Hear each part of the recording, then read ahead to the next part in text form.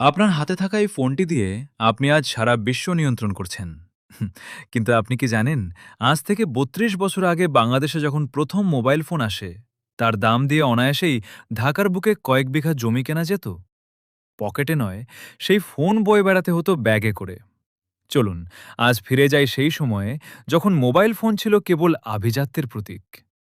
আপনি কি জানতেন, বাংলাদেশের প্রথম মোবাইল ফোন সেটটি ছিল মোটরোলা 8000X। এর ওজন ছিল প্রায় ৮০০ গ্রাম। আজকের ৫টি আইফোন একসাথে রাখলে যা ওজন হয়, সেই সময়ের একটি ফোন ছিল ঠিক তেমন।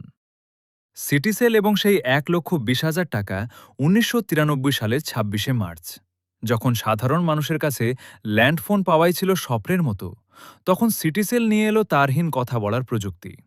কিন্তু এই প্রযুক্তি সবার জন্য ছিল না।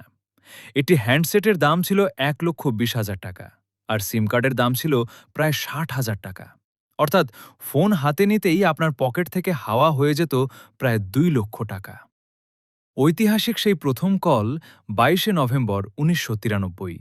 বাংলাদেশ টেলিকম ইতিহাসের সেই মাহেন্দ্রক্ষণ। তৎকালীন মন্ত্রী এম মোর্শেদ খান প্রথম ডায়ালটি করেন তৎকালীন প্রধানমন্ত্রী বেগম খালেদা জিয়ার কাছে।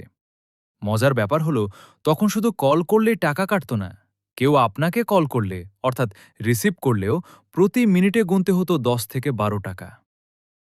আপনি কি জানতেন, ২০০৩ সালের আগে বাংলাদেশে এসএমএস করার সুবিধা সবার জন্য উন্মুক্ত ছিল না।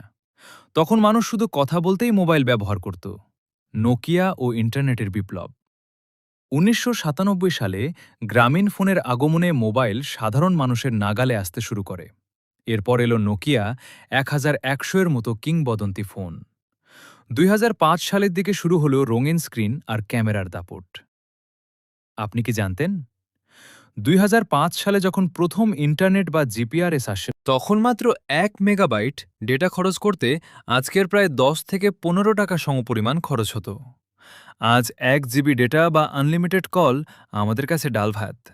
কিন্তু সেই ১ কেজি ওজনের ফোন থেকে আজকের এই স্লিম স্মার্টফোন, এই যাত্রাটি ছিল সংগ্রামের এবং বিস্ময়ের। প্রযুক্তির এই ভিড়ে আমরা কি সেই পুরনো দিনের মানুষের সাথে মানুষের আসল সংযোগটা হারিয়ে ফেলছি না তো? আপনার জীবনের প্রথম মোবাইল ফোনটি কোনটি ছিল? কমেন্টে আমাদের জানান।